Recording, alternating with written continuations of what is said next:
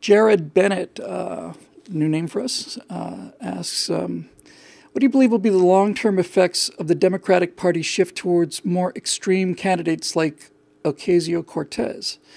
That's the openly socialist former bartender who's working now as the rising star of the Democratic Party, openly socialist, talks about the failure of capitalism. And I can answer your question, Jared, by simply quoting Ms.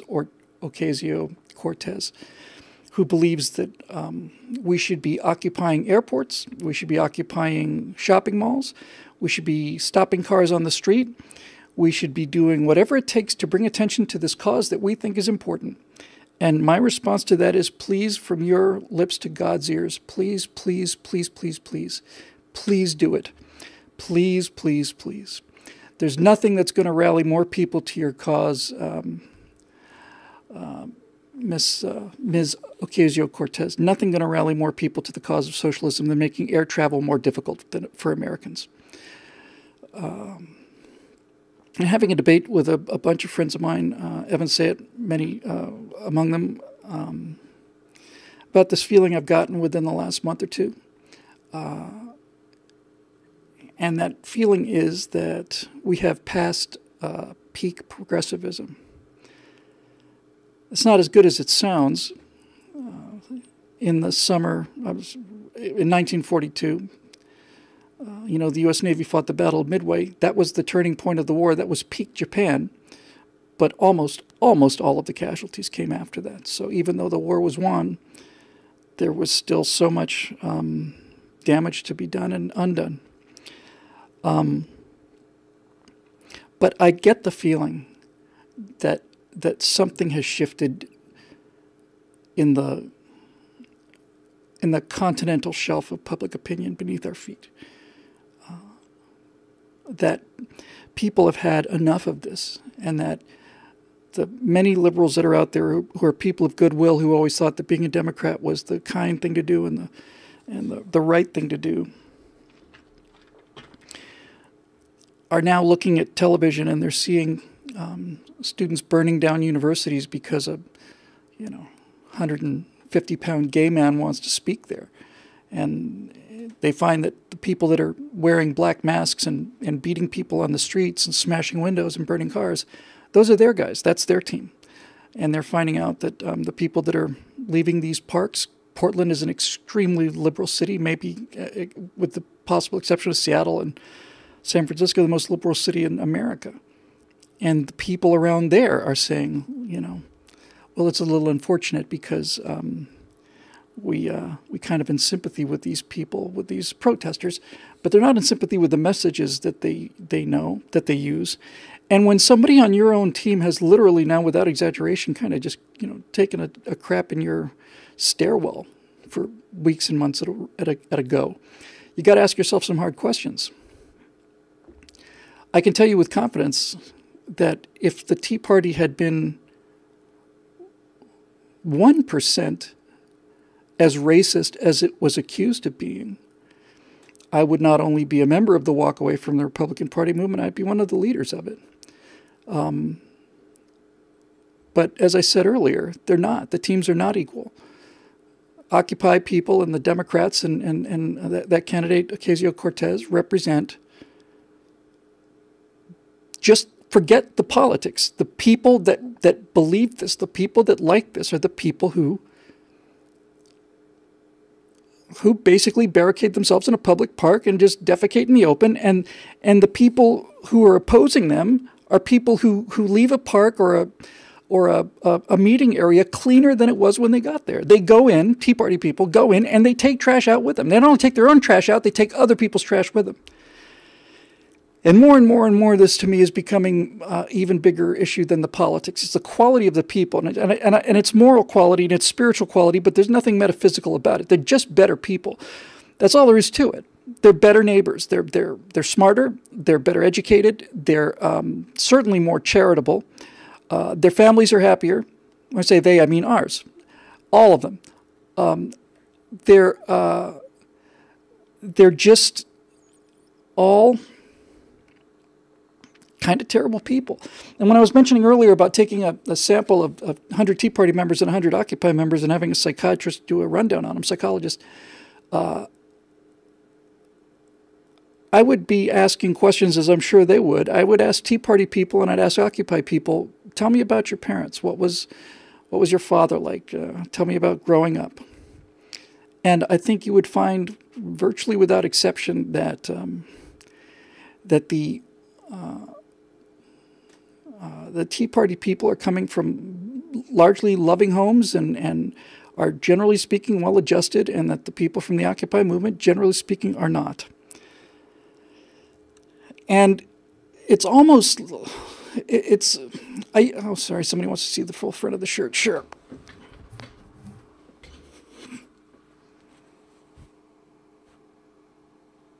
There you go. And more and more and more, I'm beginning to think that rather than politics forming your attitude, I think your attitude goes looking for politics. I'm really becoming more and more convinced of this. I used to think that liberals were these kind of people because the bad ideas made them that way. But then I more and more become to think, no.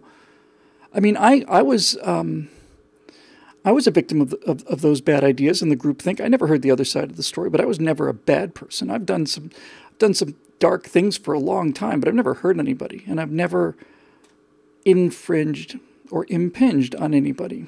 All the damage I ever did in my life was to myself, as best as I can recount. I certainly never intended to, if that's certainly the case. So often I think about people like Ocasio Cortez and their followers. I had this thought again last night, strange coincidences. And I thought, Bill, this morning as I was getting ready to go to work, your job, Bill, is to protect people you can't stand from getting what they want. That's what you do. Your job is to go out there and try your very best to make sure that people who you absolutely loathe do not get what they want. Not because I don't want them to have it, because they don't want to have it. The best punishment for people, and that's the only word for it, because if they don't get punished intellectually, I'm not talking about physically. If there's no intellectual punishment for believing in things like socialism, then of course you believe in things like socialism. So when people say, what would you do as socialists? If you ask a socialist what they would do with conservatives, I'll bet you 5 out of 10 would tell you just line them up and shoot them. Me, I'm not made that way. My punishment for socialists would be simply go and live for a year under the system that you want to bring here. That's if I was a judge, that's what I would do. And if we taught anything in high school, if we had an educational system that wasn't intentionally destroyed by the left so that they don't know what it's like to live in these systems, then we wouldn't have to have people go there and live there and sentence them and all the rest of it. They would simply realize what a murderous, awful, low, immoral system it is. They always talk about how moral it is, how easy it is, how friendly it is, how human it is. It's none of those things. It is an immoral system of coercion that encourages hatred, envy, and victimization, divides people along the most primitive tribal lines that were capable of having what you look like, what is your skin color, dividing people who had come together to form a super tribe that was the most successful super tribe in the history of the world, that certainly fell short of its stated ideals, but its stated ideals were in fact inspirational. All men are created equal, and the socialists have decided that idea has to go and that this thing has to be destroyed. And the reason that capitalism and America and democracy and all the republic, all of it, has to be destroyed is because this system rewards merit, and the people that hate the system the most are the people who are the most envious of other people's achievements and merits. They are people that want the rewards that the capitalist system provides. They see people driving nice cars, nice apartments, and these people want all of that, but they're too lazy or too stupid or too both to go out and do the work. And so therefore, they are attracted to this political philosophy that says you don't have to work at all. All you have to do is vote for me, and we'll take their stuff from them and give it to you. It's just it's strong arm robbery is what it is, with one person standing between you and the victim, and that person is the Democratic Party. It's not even the government. It's the Democratic Party. And this is what this woman represents. And I genuinely think she's so stupid she has no idea that this is what she represents. I don't know what her background is. I think I've heard she might be Puerto Rican, but I would remind her, once again, the story I have to say all the time, that basically says people are risking their lives and losing their lives to get in rafts, to go 90 miles through shark-infested waters, to leave socialism and come here. There's not one single raft in the history of this country that has ever gone the other way, not once. Sometimes people leave America, but nobody's ever risked their life to get out of America, and people are risking their lives to get into America all the time, all the time. So I think you should take this theory that you keep trying to inflict upon the human race. It's like the plague, and I don't mean like figuratively like the plague. No, it's literally like the plague. But I mean that literally, in the sense that socialism is like the plague to the degree that there's a terrible outbreak of it, and millions of people die. And families are ruined, and lives are ruined, economies ruined, Europe's population's cut by 1/3, farms lie idle, everything falls apart. And the only people that are alive are the people that have survived the plague, and they're immune to the plague. And so they've developed immunity to the plague, and they don't have to worry about it until 2 or 3 generations later, sometimes maybe just a couple years later, that immunity is lost and the plague comes back. And I don't know how many waves there were of bubonic plague, just as one example, through Europe, but there were many over the course of hundreds of years. And this is what this thing constantly reminds me of. It's like, you're doing what? Yeah.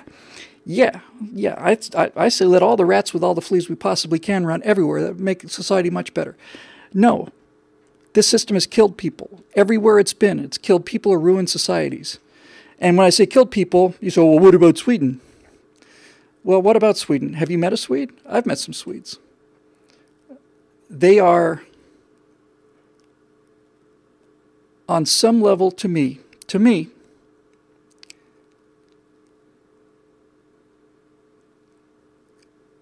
I don't want to say spiritually, what's the word I'm looking for? All of their potential is gone. All of their potential, and there's some very, very smart, well-educated, hardworking people in Scandinavian countries. But because of this system, the very best thing that socialism has done is not put people up a wall and murder them, but it has murdered their sense of individual achievement. It's murdered their sense of individual accomplishment. I did American exceptionalism video back in 2011. Numbers have changed a little bit since then, but this one hasn't. You go to Wikipedia and look at a list of Swedish inventions, and you're going to find since the turn of the century that the Swedes have invented the spherical bearing and the kidney dialysis machine, both of which are lovely things to have. But that's it. That's all.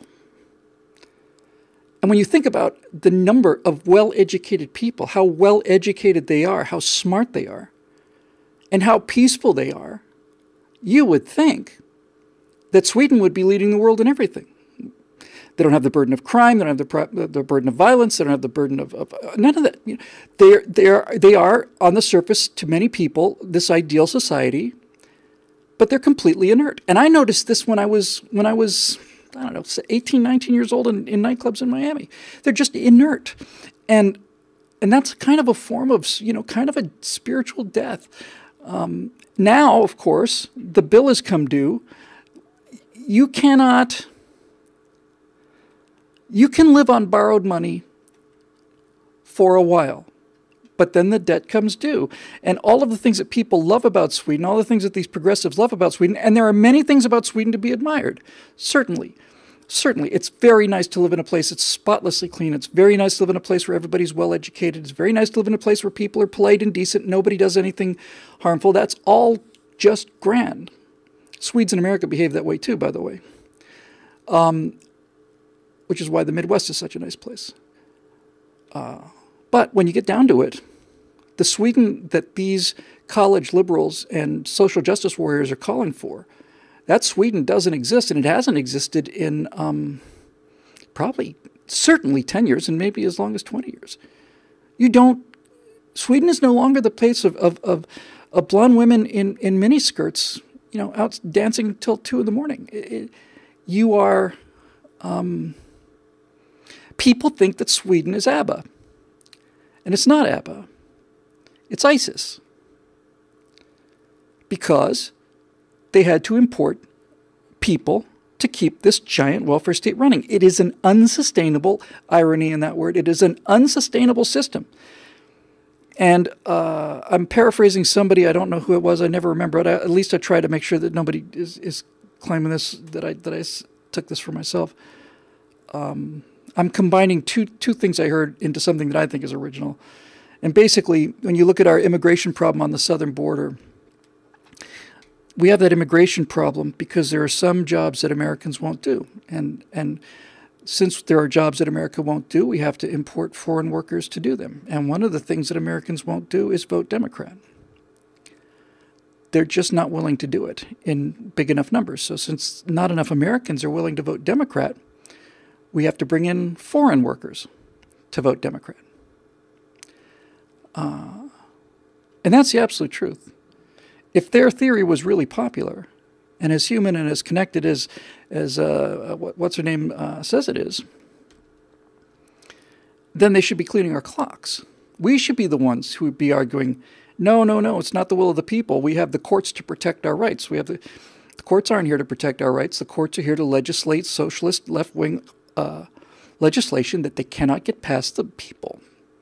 And if you look at how the left governs, this is why the Supreme Court is so important, although the only people we have to blame for being in this spot is us. If you think about it, the way the left is governing and trying to govern and has been forced to govern has been either through executive orders or Supreme Court rulings. And what do these two things have in common? Well, the one thing they have in common is they both circumvent the people. They both go around the will of the people. The will of the people is expressed in the House of Representatives and the Senate. And God knows there are many times when this is not exactly a flattering portrait. However, with that said, it is the will of the people. And if there are a bunch of rapscallions and liars and crooks, well, that's welcome to the world of politics. But the reason that Obama would issue executive orders on things is because he couldn't get the law passed the way he's supposed to get it passed.